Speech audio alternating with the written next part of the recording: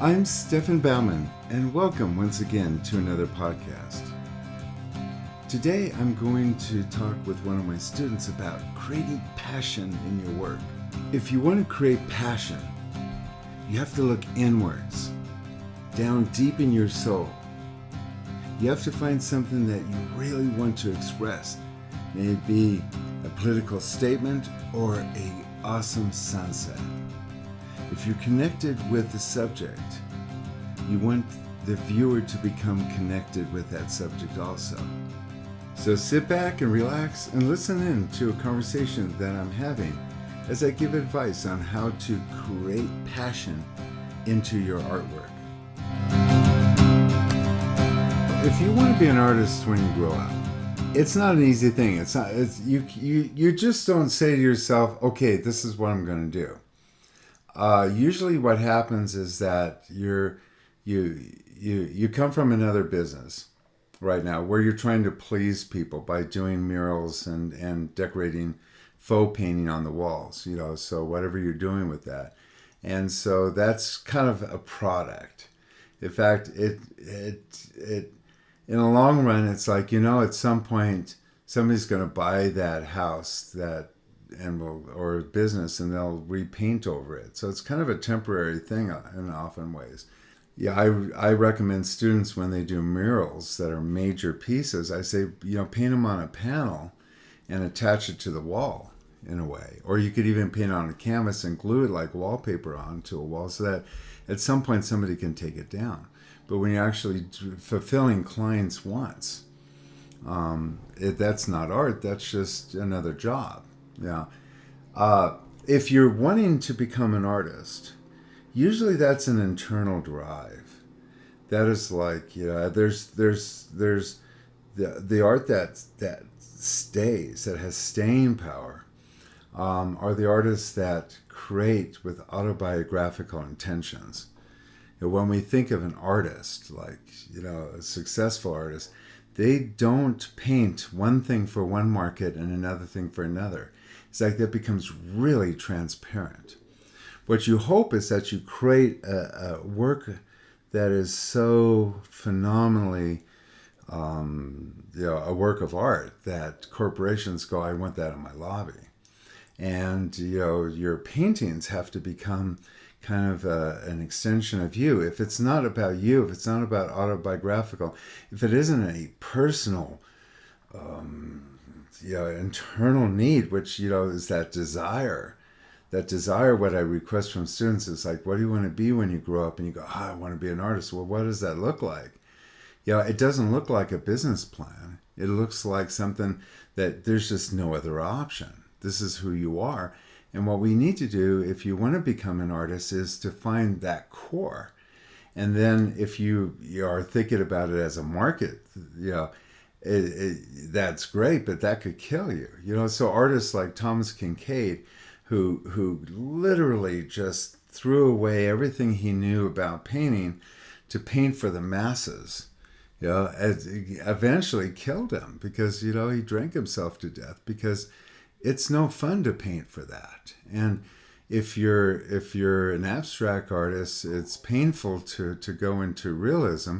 And if you're a realist artist, it's probably, like hard to get into abstract art, especially when you do a corporate, because it goes against your sensibility, of the direction that you want to go. Either or, choose and work out of that.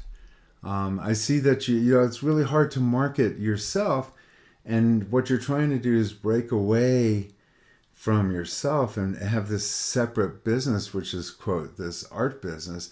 And the problem that you're having with this whole thing is that the art market is fragmented.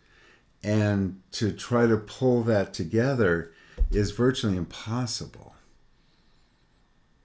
So art becomes, it's everything that a business is not. When you first started with me, you said, I want to go into this as a business. And, I knew we were going to have this conversation at some point because art doesn't follow business. You can't go and submit a business plan because there's no predictability to it. I mean, if you were going to go into the business of doing, let's say, now the big thing is facial masks, for because of the coronavirus, right? And you design this, particular set of masks. You could kind of project that, okay, so many people like blue, so many people like red, so many people like masks that go over their ears, so many people like masks that go, behind their neck. You can have men, a market for men and for women, and you can find some facts to build a business plan on and predict that you could sell 100 of them a day, by using Amazon and eBay and Shopify. There's a business there you could put together. Can't do that with painting. The viewer, the person looking at it, has to be engaged. They have to feel like they're experiencing this with you. Just because you love a place doesn't mean that it's necessarily good for a painting, but let's just say it was. I mean, there's elements to this. So like if you're up high looking down, the viewer doesn't know like that. So like the viewer feels like they're in a balloon flying over, which wasn't your experience at all. What your experience was is that you were up on a cliff, and what you want to do is try to capture that so that the viewer isn't like wondering, am I on a kite? Am I on a balloon? Am I parasailing? What am I doing up here? There's no sense of place. You can't paint a thing just because you love a beach doesn't mean that everybody's going to love that beach. They have no attachment in what your subject is. You might like pineapples, right? The problem is that your viewers might not like pineapples. And yet you could sell a pineapple painting to somebody who doesn't like pineapples just by what you do with the effects of lights and shadows, which is the reason why we're here. But then part of it is also how you do that, your style. So is there a recurring style? Can we hook? When I mention Rembrandt, boom, you get 100 images. When I mention Jackson Pollock, boom, you get 100 images, none of which contradict your vision. I mean, Grant Wood, Hopper, Enos, name it, Picasso. Nothing about artists who really make it really have any contradictory artwork. It's all kind of the same, done by the same artist. Even Van Gogh, as controversial and how widespread his subject matter was, you could always say, oh, that must be a Van Gogh or a Monet or something.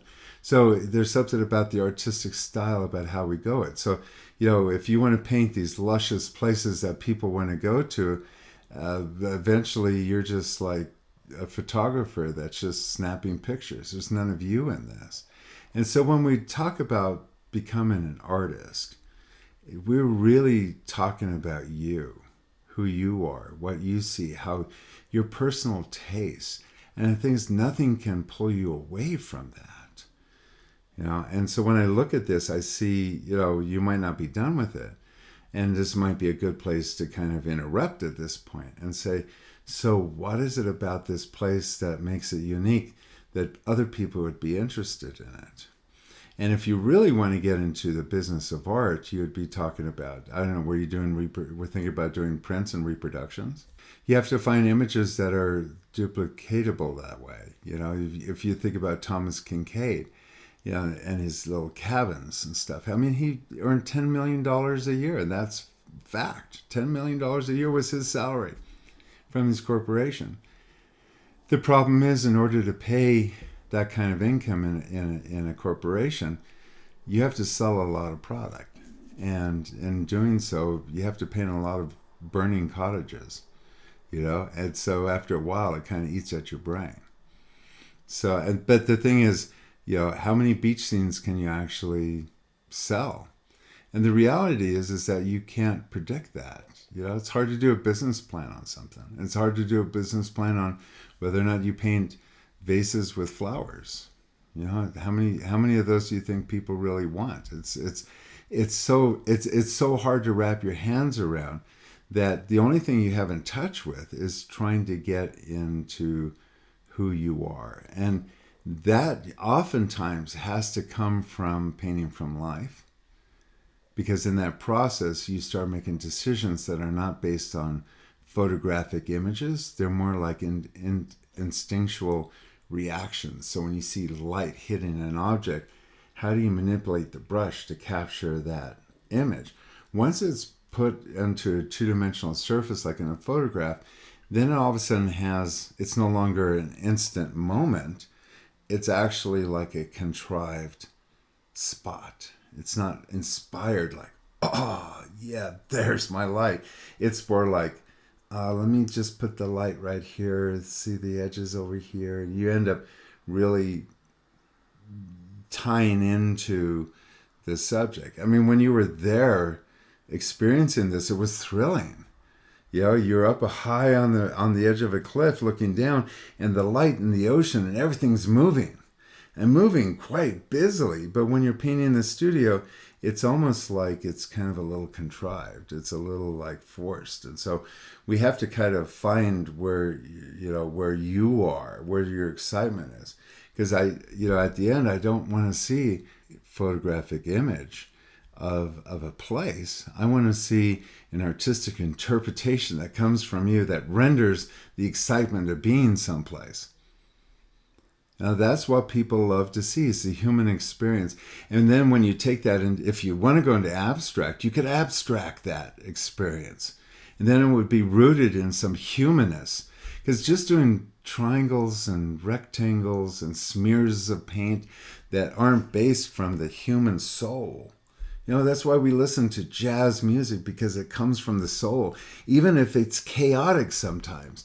Sometimes a soloist will grab a hold of a song, and there are weird notes because he could bend these sounds. And there's a moment where Hendrickson, the guitar player, he's twisting the notes in that moment, and he could never do that exact same thing again. It becomes exciting, and that's what abstract art has to be. It can't be, well, I'm going to fill up a lobby full of smeared colors and triangles.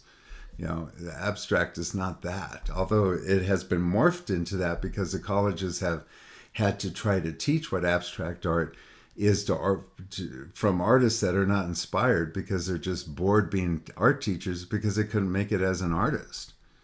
And so they say this is what abstract is. And then they qualify it by saying, well, if you don't get it, you shouldn't look at it.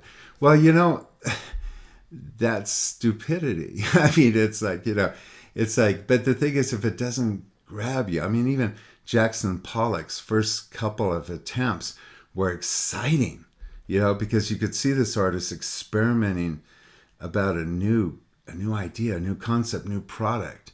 But towards the end of his life, he committed practically suicide. I mean, he died in a car crash, but he was so fragrantly drunk all the time and, took risks because, I mean, he didn't care because all he was a carbon copy of himself. And that's not art. Art is like now, the moment now. Not photographs that you went on vacation with a year ago. It's like right now, being on a cliff, being somewhere, painting that expression, having a model in front of you. That image of like this fleeting moment right now, that's what we want to see. We even look at photography to try to recreate that we feel when we're excited about something. Art has to stimulate the viewer, not just decorate the wall. And we do that by trying to recreate the human experience at the moment. And so it's really hard to go through your photographs when you go on vacation to try to recreate that feeling, that moment. And you're kind of focusing a lot on just the imagery and getting that right. Just because you have a good photograph doesn't mean, yeah, you could duplicate it, as a painting, but it's a duplication of the photograph. And so what I want to see up here is a feeling of, what did it feel like? Not what it looked like, but what did it feel like to be up there? Where am I? Am I on a cliff or am I flying by? Either way, it doesn't matter, but try to make it feel like that. Are the waves moving? There's a lot of drama, or are you just fascinated with just, the different colors that are in the photograph? I want you to look at, if you want to become an artist, it has to be from inside. It has to be. And you have that desire. It's really hard right now to try to pull that together to find out what that is. And so I feel that that's kind of part of the what I ask you, so, what were you thinking? It really is about what you were thinking. It's about what is your idea. It's like playing a solo in jazz or having, like improv acting. People love doing improv because it's the moment of creating something from nothing. And when you do that, people love to see that. What is that like? Because otherwise you'll be trapped into painting cottages all your life. And that's not very artistic at all. It starts becoming like a program, like the cottages on the right, the cottages on the left. What I like to see at the beginning stages of this, of any painting, is the passion of the moment before all the detail. And what I'd love to see you do when you start, stand up while you paint, bring your palette away from your easel, step back from your painting, and try to figure out where my light is, and just go in and boom, put your light in, put your shadow in. Just play with the effect, and then bring out more effect, even if it's abstract. This is where your abstract is. It's like you start off abstract because oil painting is so forgiving. Start off abstract, and you might find your abstract self in that moment, where before you start a painting, you're positioning shadows and lights, and it's not without detail. It's without detail. It's without all of the everything resolved. It's about where my light is, where my shadow is, where are my clouds, where's my, and literally let it go. Turner was an artist that was in the early 1800s, late 1700s. He's probably one of the very first abstract artists there was. And when you look at his abstract paintings, now you look at his early paintings, and they're really highly detailed. So I suggest you look up Turner. He's an English painter. But he literally, towards the end of his life, he went abstract. And yet it's still rooted in realism. And the thing is, he's the first abstract artist that really got a hold of the subject matter and turned it upside down. Just absolutely. But you could still see what he did. But the passion's there. And you start off with that. And that might be your abstract painting. You might go, I don't need to do more. That's all I need.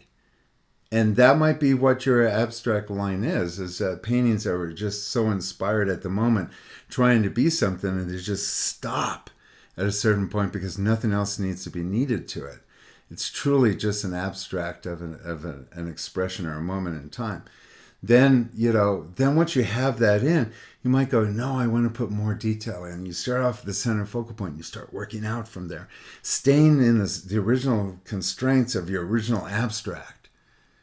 And you start just building out there. And when things start to pop up, like other experiences, you're free to put those in there. You might make the storm more stormy and the trees more windy, and you might take it to a whole nother level. But when you're just rendering kind of the tree by tree by tree, the bush by bush, you end up kind of rendering a photograph. At the end, I feel like you're losing a little of your... it's like, I love the way you defended yourself right now, because you were like, oh, no, it's not that, it's this. As well, I don't see that in the later brushstrokes. I don't see more passion than it is rendering.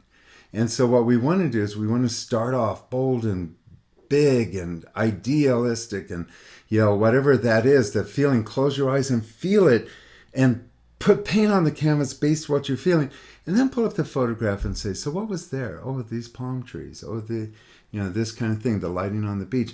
But I want you to work from your memory. Try to recreate how excited you were. Stay in that excitement. And, so I think you're putting detail way too early. Start with the image in your head, but work with lights and shadows, dynamics.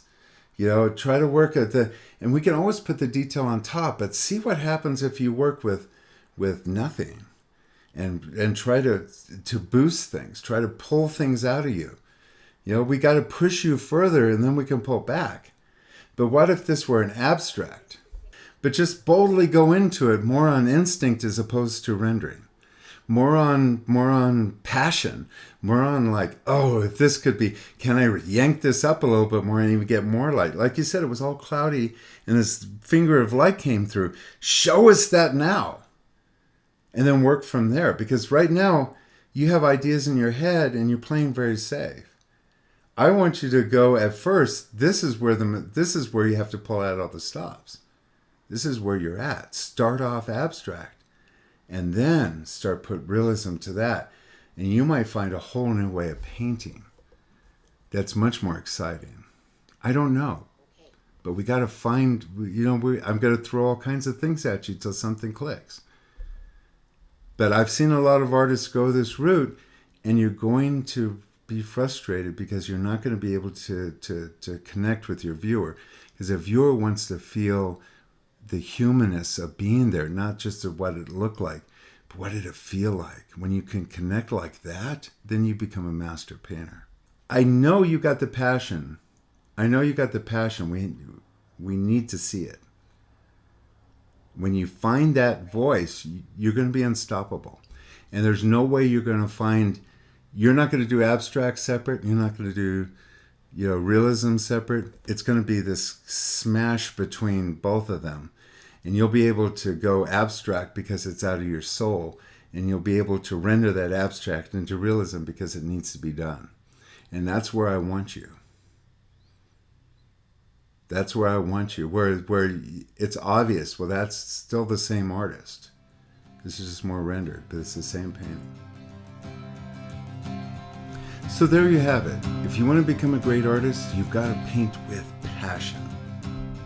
If you want more information on this topic or more information about my YouTubes, my PBS television show, or my blogs, you can go to www.stefanbaumann.com, and there you can even register for a free book, Everything I Know About Painting.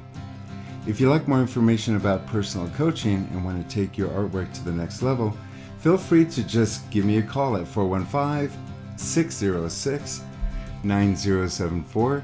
So until the next time we meet over a podcast or wherever we might meet, always remember to do good work and remember, paint with passion.